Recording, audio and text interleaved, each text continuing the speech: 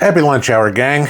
All right, I want to go over something here real quick that got brought up last night. We had a really good question last night on the live stream, and I thought I'd get into it a little bit more deeper because, as you guys know, live streams, it's kind of like shoot fast. Somebody had asked last night about prepping in an apartment, and I thought about this. I wound up thinking about this for a couple hours after the live stream as well. It was kind of stuck in my head. Now, I don't live in an apartment. I live out in a rural area in a house, okay? And it comes to play with everything we've all talked about many times, is there is no one-size-fits-all to prepping.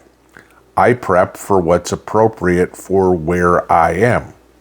Y'all don't live here. Some of you guys might live in rural areas like I do. Some of you might live in suburbs.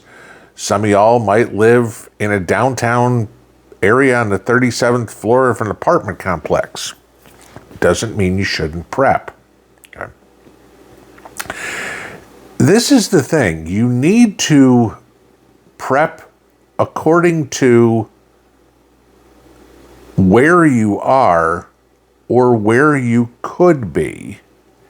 And you need to think of all scenarios, because prepping for an economic catastrophe is completely different than prepping for, let's say, a nuclear war or an EMP. Okay? You're on the 37th floor of an apartment complex. I'm betting you're not worried about getting flooded out, okay? But depending on where you are, that may be something to prep for.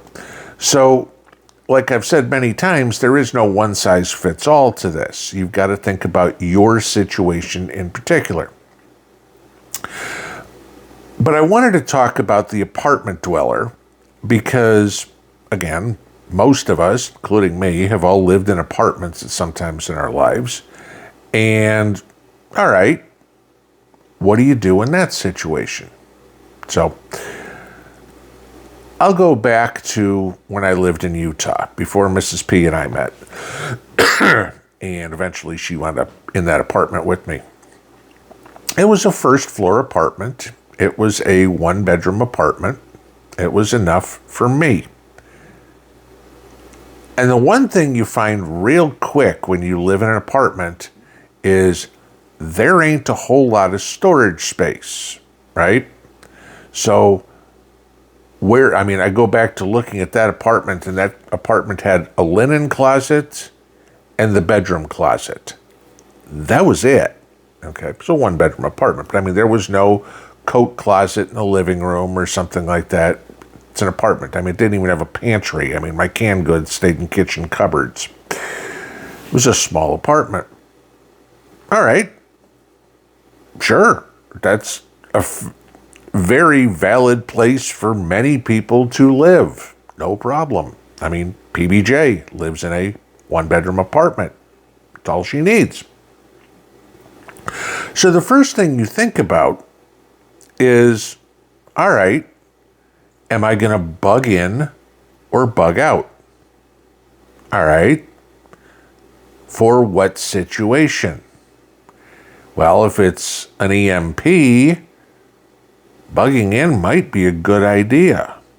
Okay? Because at least then you are going to be around a lot of other people that you can have a very quick community with, because you're all going to be trying to protect that apartment complex somehow. Okay? It's home. Now, if it's nuclear war, for example, probably not where I want to be. I live within, 5 miles of Oak Ridge nuclear facility, and I'm in an apartment. Probably don't want to be there. Okay?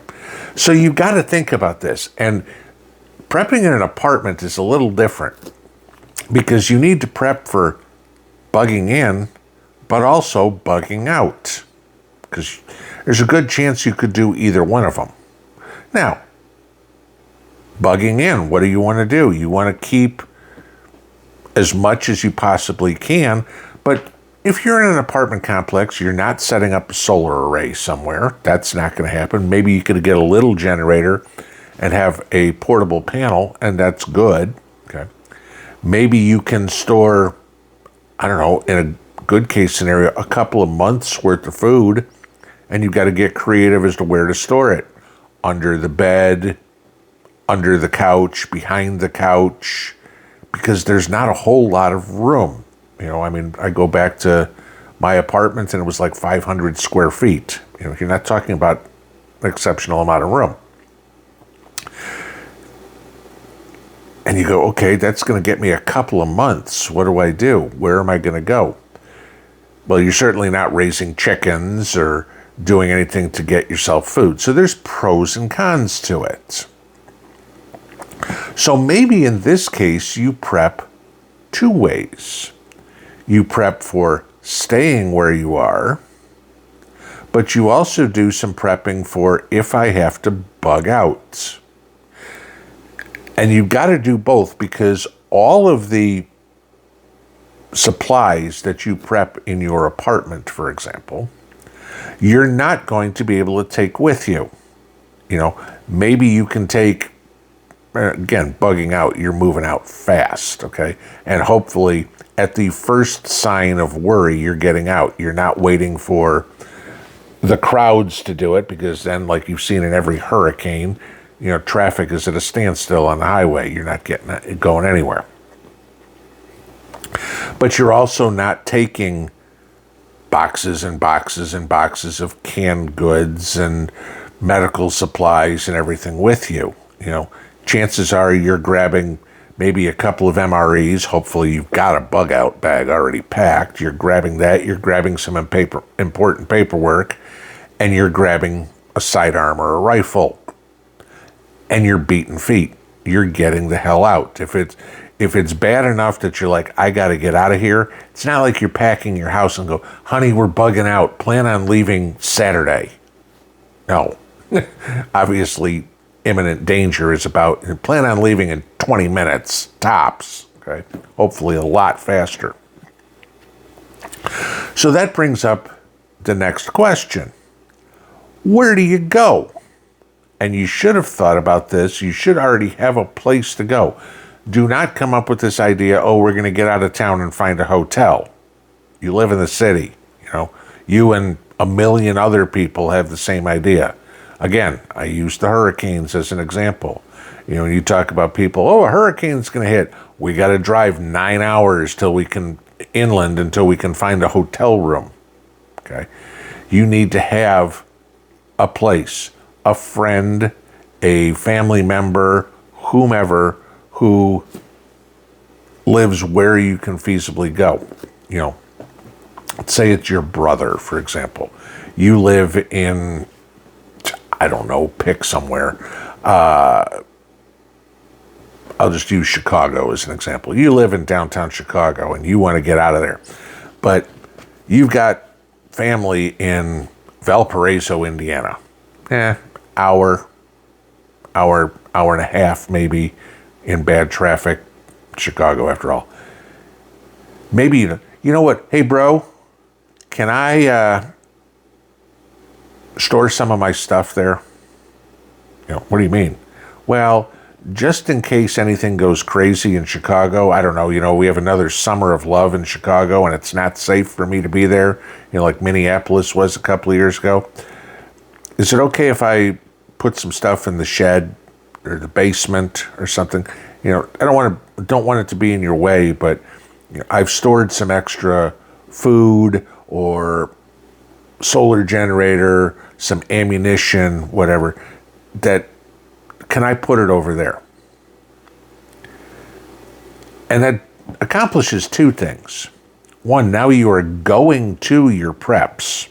Okay? They are already pre-positioned for where you are going to try to get to. But B, maybe it turns a light bulb on in said brother. It says, you really think that could happen? Well, yeah, I've already got a bunch of stuff. And, you know, you guys are going to need stuff too. So if things get crazy, at least here we'd be safe. And, you know, if everything gets really crazy, at least we got something to start. He goes, you know what? Maybe I'll go buy an extra box of ammo. Or maybe I'll go buy a flat of green beans or something. Just saying, it's an option. Okay. But you need to have that. But not for all situations. You need, again, apartments. You know, in a highly volatile area, potentially, you need to prep to bug in and to bug out. Now, 90% of the time, bugging in is going to be the more logical thing to do. Why? Because you've got your supplies where you are, you've got your weaponry where you are, you know the people around, you know the lay of the land, you've had some time to fortify where you are, okay? You're good. For me, for example, you've heard me say this many times, the only reason I'm ever bugging out from here is if the forest goes up on fire or the Chinese come over the hill. That's it, okay? And if the Chinese come over the hill, I'm probably still staying and I'm just going to fight back. But you got to have those plans. You've got to know what to do and where to go. Are you going to be able to provide for longer term if you live in an apartment? Okay. You got 2 months worth of food. What if it turns into a war? You go back and think about World War II. I'm not saying in the United States, okay? Let's say you live in Great Britain. Okay, go back to think about Great Britain in World War II. They had community gardens. Do you have one of those in the area? Is there anywhere even that you know that you could put one? I mean, I look at any city and it's like hundreds of square miles of concrete. I mean, you try to take your dog out to find a patch of dirt to pee on. Good luck. But plan for both. Plan to stay in. Maybe it's something short, and we get through it in a couple of months and you're okay. But plan for it to be long too, because we don't know what the SHTF event is going to be. There's a lot going on in the world. Russia, Ukraine, Germany wants to turn it into World War III. China's still talking about going into Taiwan.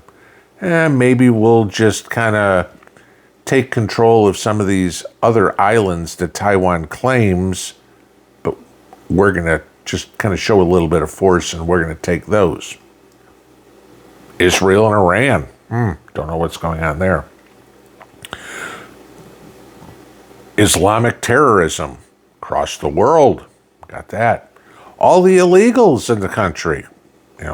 What's going on? We don't know. Economic, okay? Pick something. Think about every one of the scenarios and go, what do you do?